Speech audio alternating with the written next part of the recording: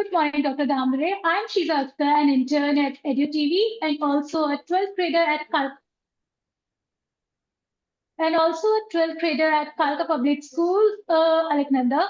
EduTV is a channel with a million viewers across 28 countries. It's truly a privilege to have you join us today. Before we begin, let me take a moment to introduce you to our viewers. Dr. Rupali Dhamdhare is the visionary director of Trinity International School, Pune. Known for her progressive leadership and deep commitment to students' development, she has helped shape an educational environment that emphasizes not only academic rigor, but also emotional intelligence, life skills, and future readiness. With her vast experience guiding young learners through critical transitions, she brings invaluable perspective to today's discussion. We are here to discuss about something that affects every student stepping into adulthood, transitioning from schools to universities. Let's begin.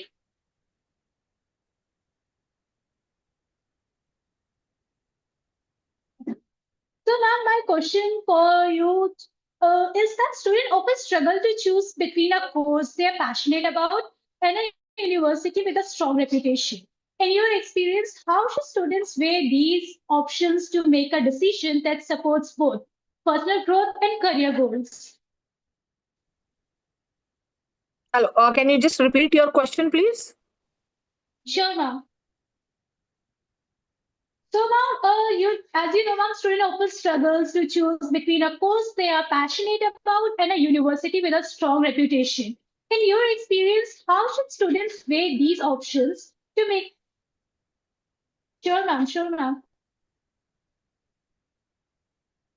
Okay, yeah, so when students are looking at reputed universities or something even that they want to do with that they are passionate about, I think reputed universities, yes, very important, and they have a lot of platforms to offer to the students. That is how they have reached a stage. But definitely any student who is looking for an out of the box course or a career, and there is a university which still tries to give the child that platform and that potential, because sometimes what I feel is somewhere down the line, the reputed universities fail to recognize the potential of each child.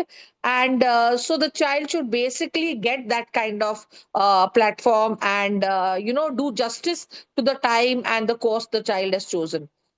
So I think basically a place that will help the child, get rid of their shortcomings and give the child that open platform to use their potential and to reach their potential. So I think that should be the choice when it comes to choosing a university. All right, ma'am. So now the leap from school to university can be quite overwhelming. New systems, independence and expectations. What role can schools and parents play in helping students feel prepared both emotionally and academically for this challenge? It is a very big transition in the life of any student, basically.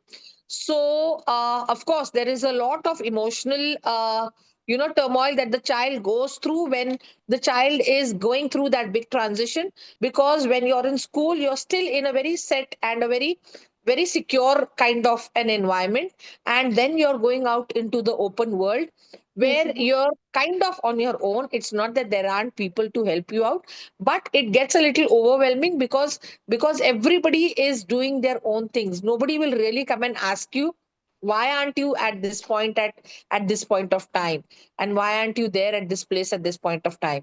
So basically you have to have that decision making capacity and that consciousness that this is what I'm here to do, and this is what I'm going to do, and this is how I'm going to use my time. When it comes to parents, basically parents need to be there to support the child for academics also, as well as be very open and you know uh, o- open to understand the transition that is taking place. So sometimes maybe there are certain set of rules that the parent always gives the children, right? Yes, And if the child somewhere goes offbeat, so then they feel that, oh, now you have, gone beyond that, so you're not following the rules or not following the habits that we have inculcated in you, and this is not kind of our family culture and things like that and all that. But this is the point where each child needs that understanding from the parent. We also need to understand that there will be times where your child will not be in a position to talk to you, or will not be able to immediately answer the questions that you're asking, and we need to give them that time and that space. Basically, I would want the parents to understand that it is your upbringing that you have given the child, and you need to trust your upbringing, and you need to trust that when you have brought that child up, that child will not go wrong. So when that child can feel the trust in you, automatically, they will be understanding, and they will not be going out to the wrong paths, definitely. But that kind of security, that kind of strong support, that kind of trust that we need to show to our students is something very important, and I think it will take them a long way also. all right. So now, some students are clear about their interest while other feels unsure or pressured by external expectations. What advice would you give to the students who are still exploring their strengths or unsure about what to prioritize? Passion, placement opportunities, or college plans? So, being unsure about what you want to do is completely fine today, because in the yesteryears where I came from, it was you had to do a science or a commerce, and these were the two things or three things that you could do. But today, you have a lot of options, and these options, Yes, like, you have so many things to choose from. There are so many offbeat careers also, and people need to understand those careers as well. So when there is so much choice, it is by default understood that you might take some time to actually decide as in what you can do. But yes, somewhere deep down, everyone knows that maybe this is what I'm good at, but they're still not sure. And it is okay not to be sure, because I would say don't push yourself to something. It is not hard and fast that I'm in the 12th, I have to know what I'm going to do. Maybe if you're still having four or five options in mind, look at a graduation that will be good for you, even if you're going for the post grad where you want to do, or would go ahead and pursue this career of yours later on also. So it is not necessary that you're still looking at a JE or a NEET or anything like that also. It is very important that maybe these are the four or five things I may want to do later on.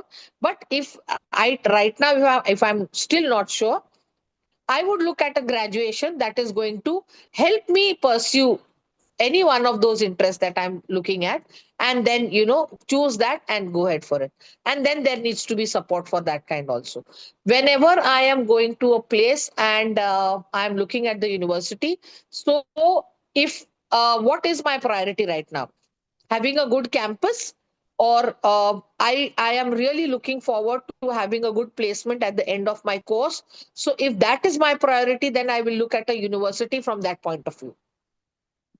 But okay. if I think that this is the university that can give me various platforms, and that can take me to various places, but they don't have a considerable number of placements, but I'm still okay with that, because this is what is my priority right now. So then I will choose accordingly. So I think that shortlisting those things down, even maybe on a piece of paper or long discussions, would definitely help the child in coming to a conclusion when it comes to that. Yes, sir. Thank you so much, Dr. Dhamdhare, for sharing your thoughtful guidance and experience.